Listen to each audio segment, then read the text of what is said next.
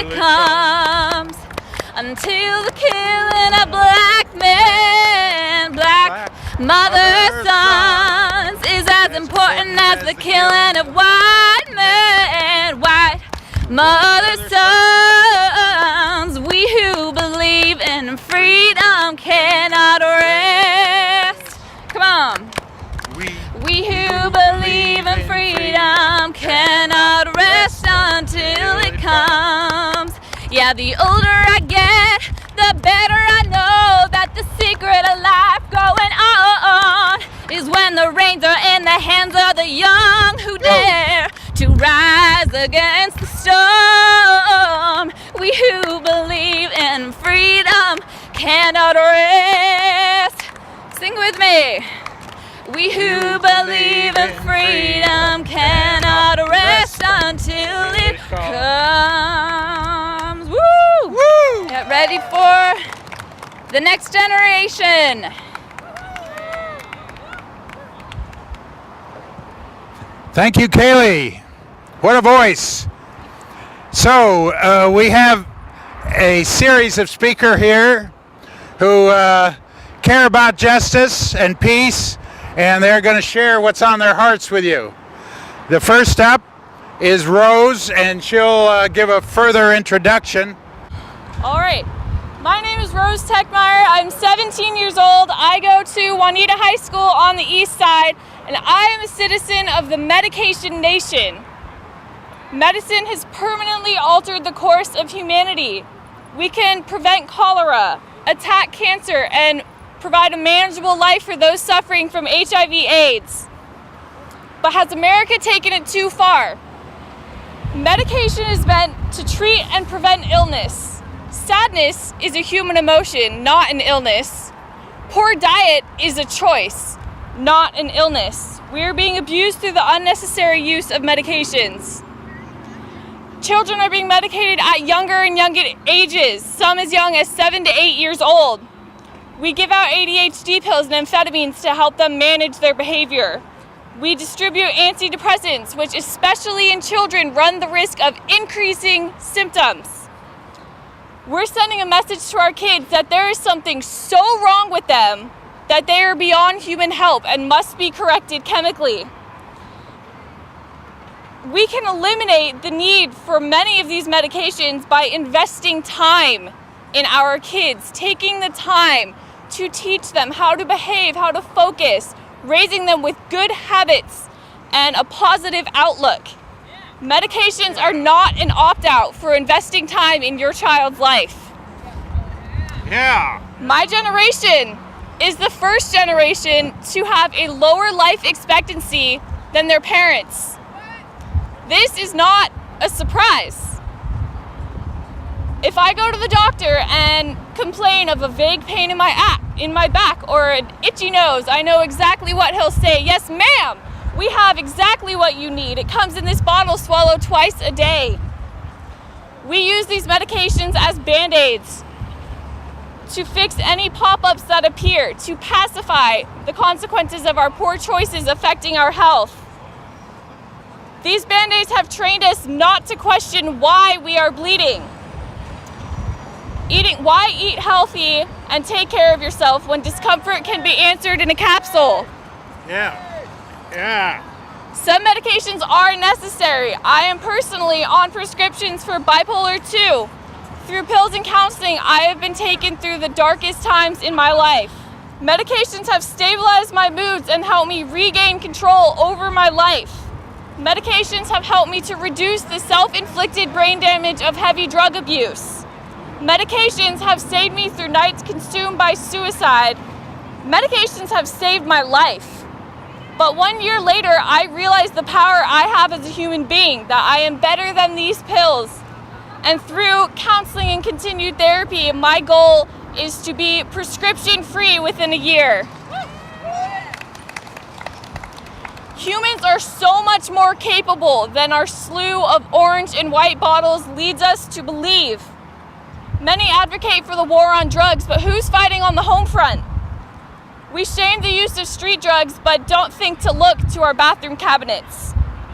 Treating the cause and not silencing the symptoms is the only way to invoke our individual right to heal. Remember your capabilities as a human being, and remember to question why you are bleeding. Yeah. Now we have Edith, who will introduce herself, where she's from. Right here. It's windy. Hi, I am Edith and I am from Shorewood High School. And today I ask you all, what would you do if we run out of energy in 5 minutes? I, for the first 9 years of my life, was raised in Puebla, Mexico, a world of ancient and traditional customs. I experienced days without access to electricity, and for 9 years, I lived without utilizing a toilet, a sink, a dishwasher, a microwave. Now, here in the US, for the past 150 years, due to the rapid industrialization of urbanization and the growth of railroads, led to the increased use of coal, oil, and nuclear power. Here in the US, my life is dependent on energy. I have utilized a TV, a cell phone, a car, an elevator, an airplane, and the list continues. These objects that only work with the power of energy at a point are also human enemies. For energy has brought pollution such as global warming and the chaotic imbalance in the environment, leaving thousands of animals without a home. Energy is a primary source used for current modern and destructive inventions such as nuclear weapons. Nuclear weapons that are the reason why thousands of our brothers and sisters have died over the past years in wars.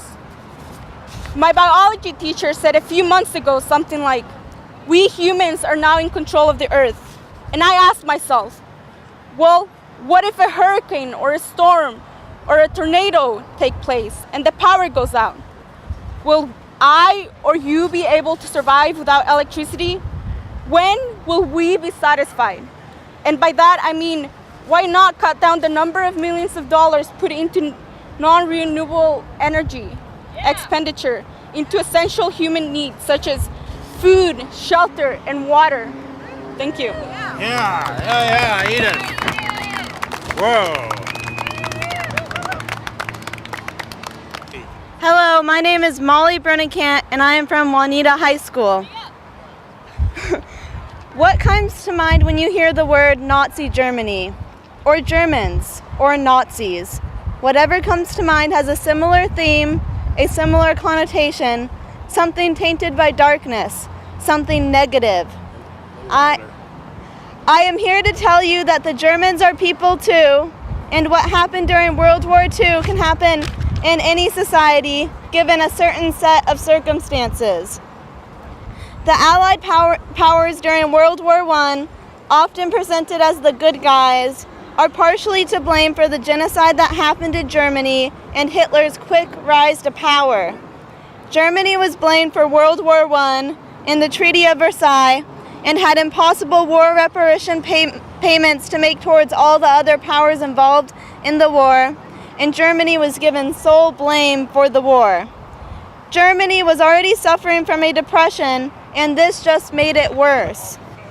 With economic and social upheaval, it was the perfect time for a dictatorship to take power, to give people all of the answers. This is how the Nazis rose into being.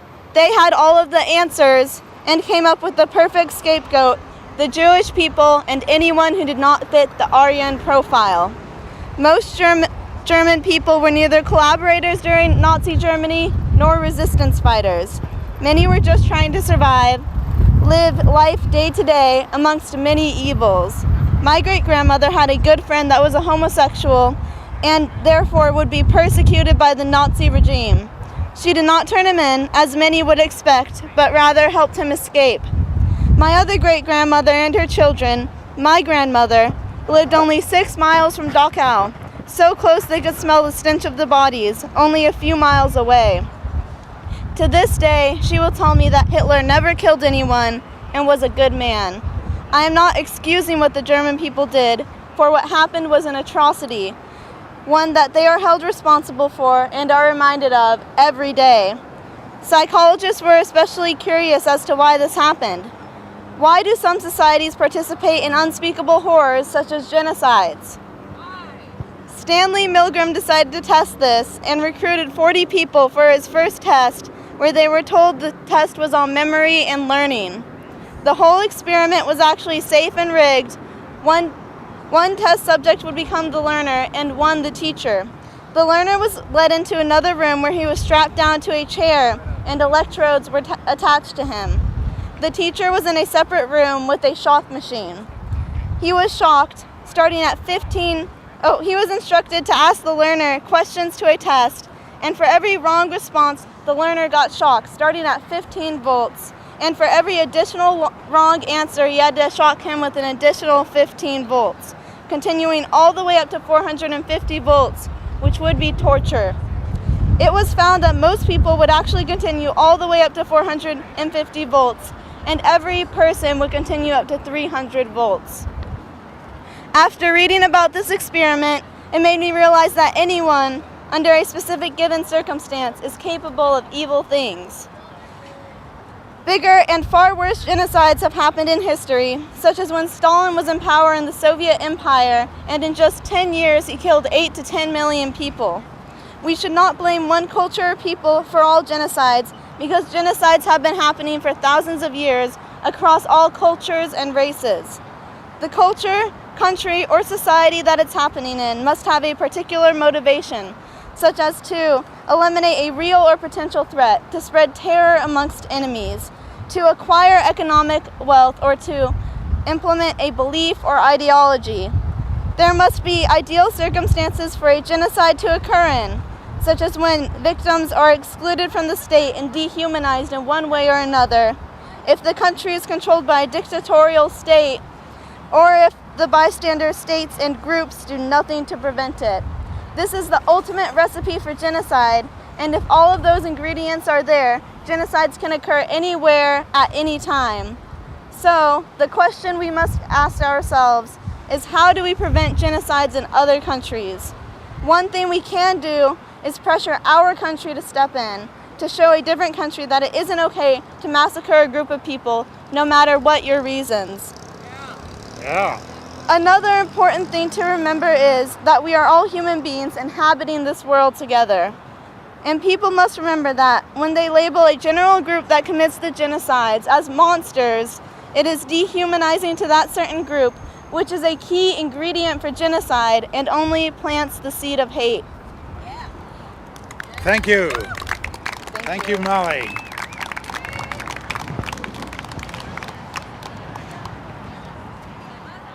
Next, we have Ki-young, who will tell you where she goes to school. Hello, people! Hey! My name is Kyung Kim, and I go to Shorecrest High School in Shoreline.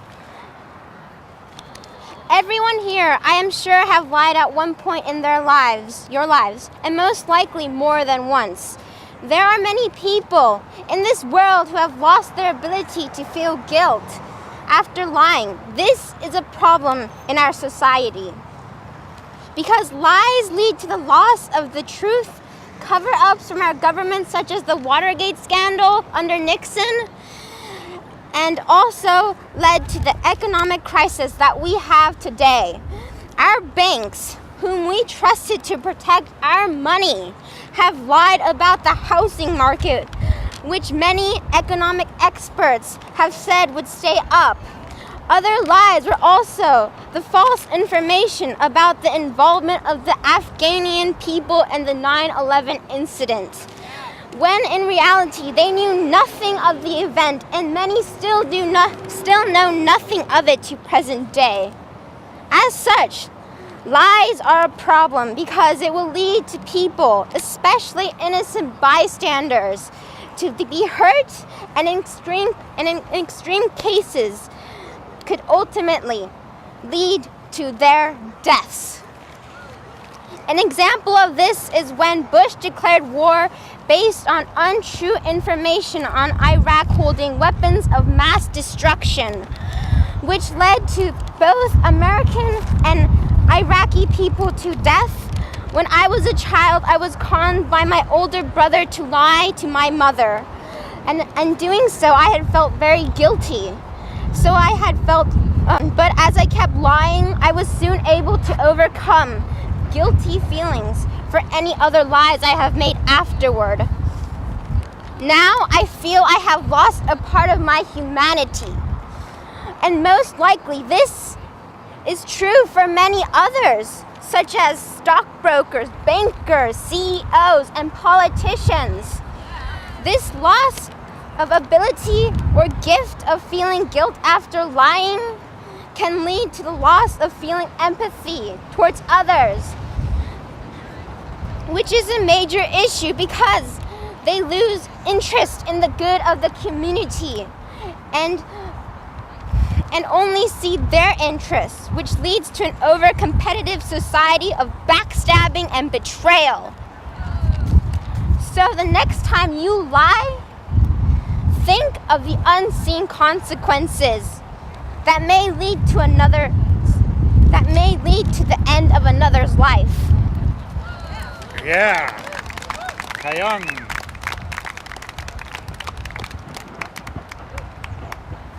I'm so impressed the way Kayong starts with a simple little fib and it comes into world cataclysm. So who's next, Abby? No. Reed.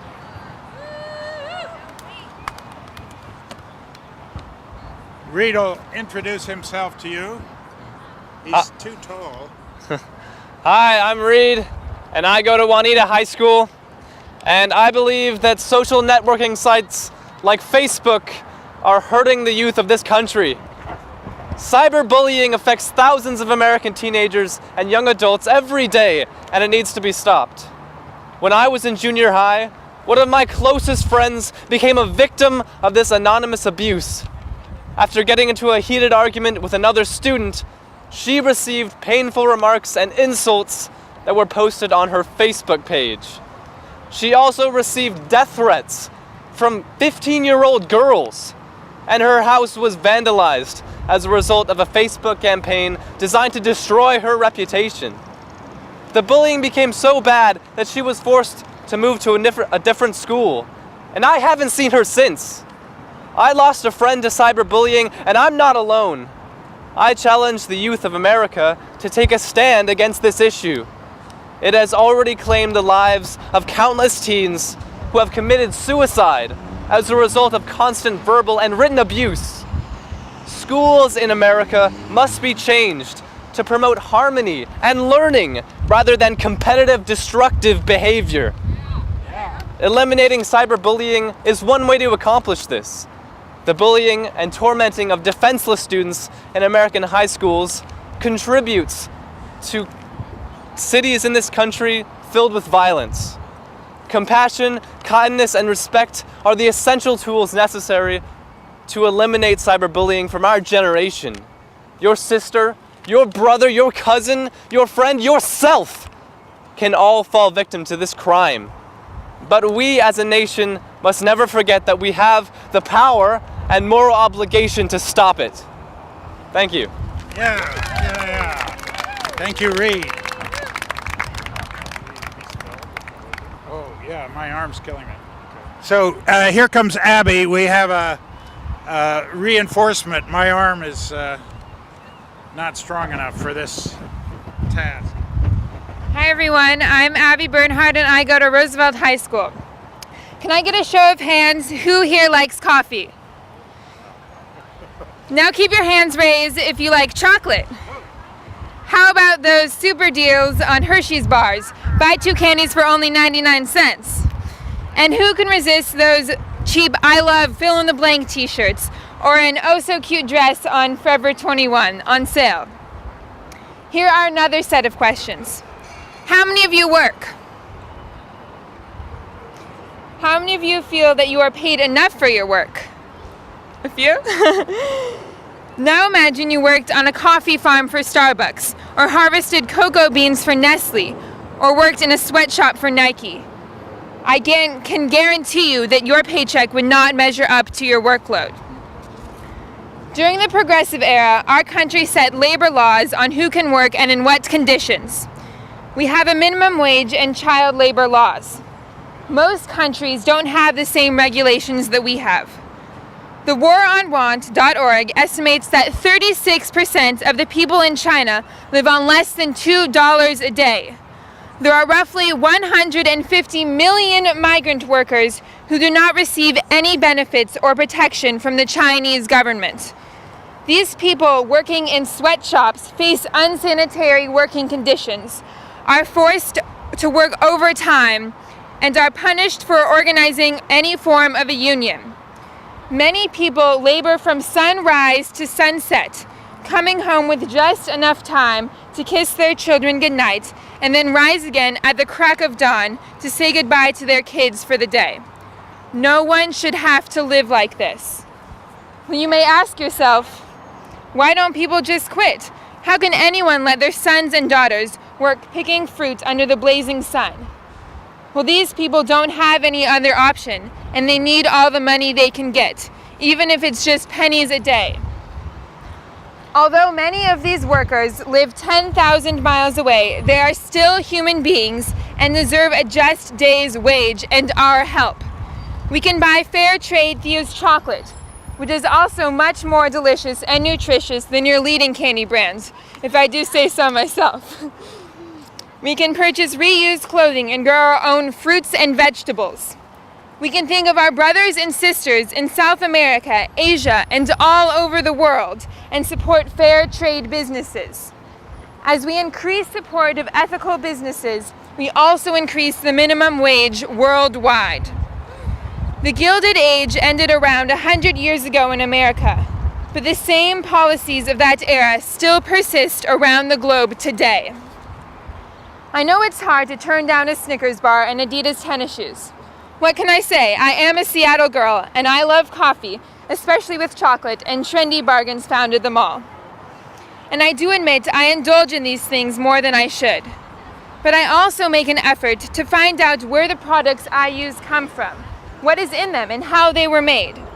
I encourage you to ponder these things as well. Be a part of the solution, not the problem. I will conclude with one more question. What will you choose? Equity or slavery? Thank you.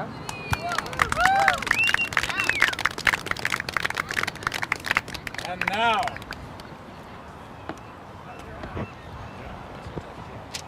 hello, I'm Gabe Fabens. I go to Ballard.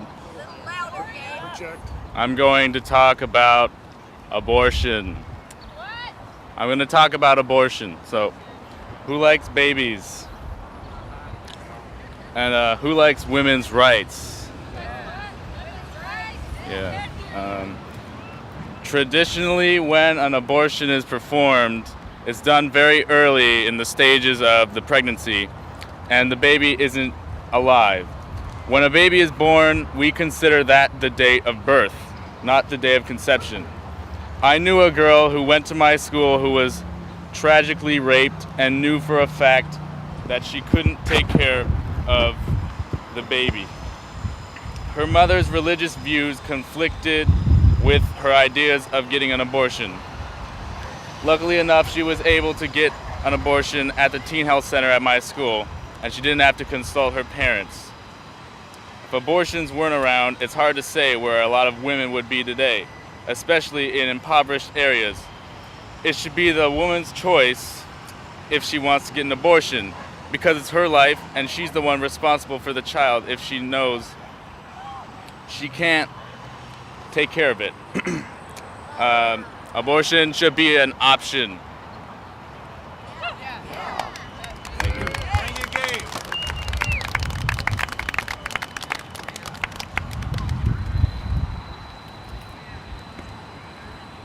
didn't want to show you that side of me.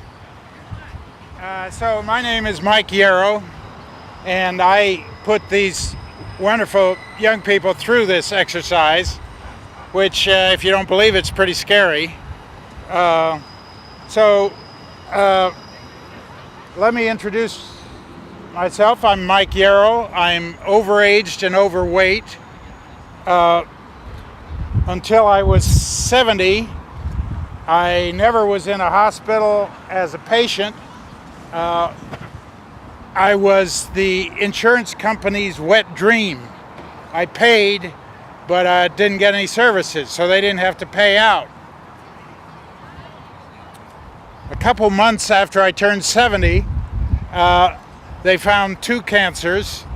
I had 6 operations and chemotherapy. One of the 3 chemo drugs I had for 6 months cost $30,000 per month. Although I didn't see the bills, I think that I'm now at least a $500,000 man. So I ought to get some respect, y'all. That would have wiped out our retirement savings, and I might be on the street. But I was lucky. I have Medicare. Have you heard something about Medicare and Medicaid and Social Security in the press recently? It looks like Republicans and some Democrats have come to an agreement to reform those 3 programs. That's politician speak for cuts, of course. They propose, 1, replacing Medicare with limited stipends so the elderly can buy health care from insurance companies. 2, to raise the age of getting Medicare from 65 to 70. I think it should go the other way. I think everybody should get health care. It should go to 0 rather than to 70. There are a lot of people who can't retire because they can't get health insurance. They have to wait till they're 65, which means these young people can't get jobs because they're older people that are hanging on. And thirdly, they're proposing to eliminate Medicaid for people in nursing homes. 70% of people in nursing homes get some kind of Medicaid help. So what are those people going to do? They say we can't afford those programs. That's horse manure, and that's an insult to the horse. It's not that Social Security is broke, it's that they've used the Social Security Trust Fund, which is all the money that we paid in all our lives, to fight wars and other things. They've raided the Social Security Trust Fund for other things. Bush used it to pay for the war in Iraq in 2007 and 8. The costs for the wars in Afghanistan and Iraq are estimated at $1,000 billion.3, $1 trillion.3, and it's estimated that could pay for health insurance for 259 million Americans could have health insurance. My son says he'll never see Social Security and Medicare. I hate that defeatism. They had to fight like hell in the 1930s to get Social Security. People were on the streets. We had to raise hell in the 1960s for peace and justice, Medicare and Medicaid. I tell my son, if he isn't willing to fight for health care for his old age, he surely won't have it, or good schools, or clean air and water. We need to say to politicians We have found the money. Can I hear that? We have found the money. You're wasting it on wars, unneeded weapons, 1,000 overseas bases, military bases, and tax cuts for the very rich and corporations. So we have found the money. It's there.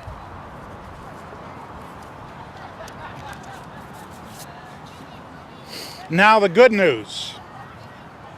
You needed some good news? Yeah.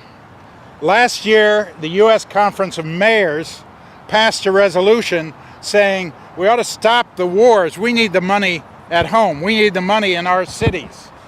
And the mayor of this city, McGinn, voted for that. So my wife has already sent him a love letter. Y'all could send him some strokes. And then the city council of this city last year voted unanimously for a similar resolution. So we have people crying out to redirect our national funding priorities to the needs at home. You can join the campaign we call Bring Our Billions Home. Did you know that taxpayers of Washington State are on the hook for $29 billion for the wars in Afghanistan and Iraq? If you want to get involved in data entry or videotaping like Todd is doing today, or planning actions, you can contact the Fellowship of Reconciliation called FOR, and our number is 789-5565. 789-5565. Don't be the last on your block. Join Bring Our Billions Home. And then one last notice is that this Saturday at noon at the big fountain at Seattle Center, everybody knows the big fountain where the kids and some older people who are still kids go swimming. Beautiful place. They're going to have a rally and start a march to defend Medicare and Medicaid. You guys should care about that, even though you're not my age. And for health security for all. Be there. Thank you. Hey, how much time have I got? I love these soapbox things. Okay, I just wanted to share a couple of life experiences. I'm 60 and I haven't got cancer yet, but cancer is going to be the leading cause of death within maybe 4 to 5 years, exceeding heart diseases. Heart diseases are not cheap either.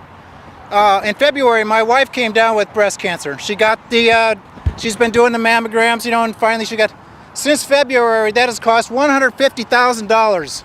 Who's got $150,000? And so it's a good thing that we had health insurance.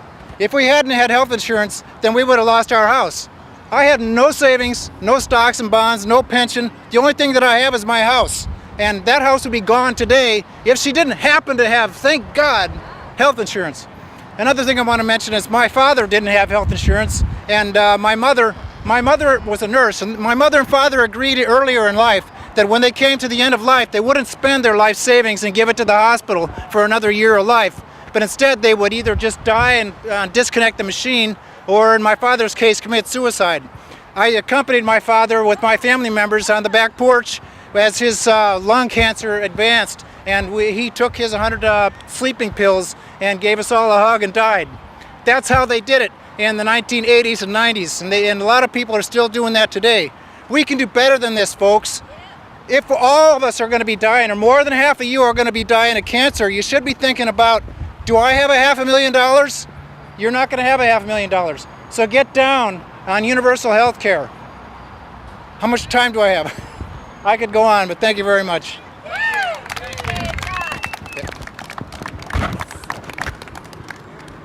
Thing to remember is Mic check. Mic check. We are the Peace Activist Trainees. With Fellowship of Reconciliation. We believe that the next generation can solve conflict, can highlight injustice with tools more powerful than violent tools. We are going to have an event on Monday. These high school youth want to address why is violence happening in our world.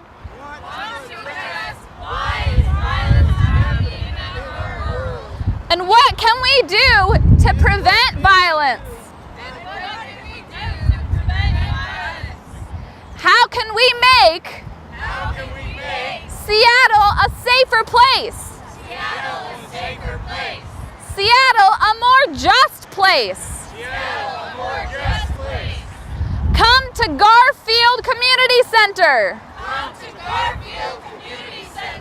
This Monday, July 30th. To hear music. To hear veterans. To hear poetry. To talk with each other about how to prevent violence. 6 to 8 p.m. Garfield Community Center. Monday, July 30th. WWFOR.org.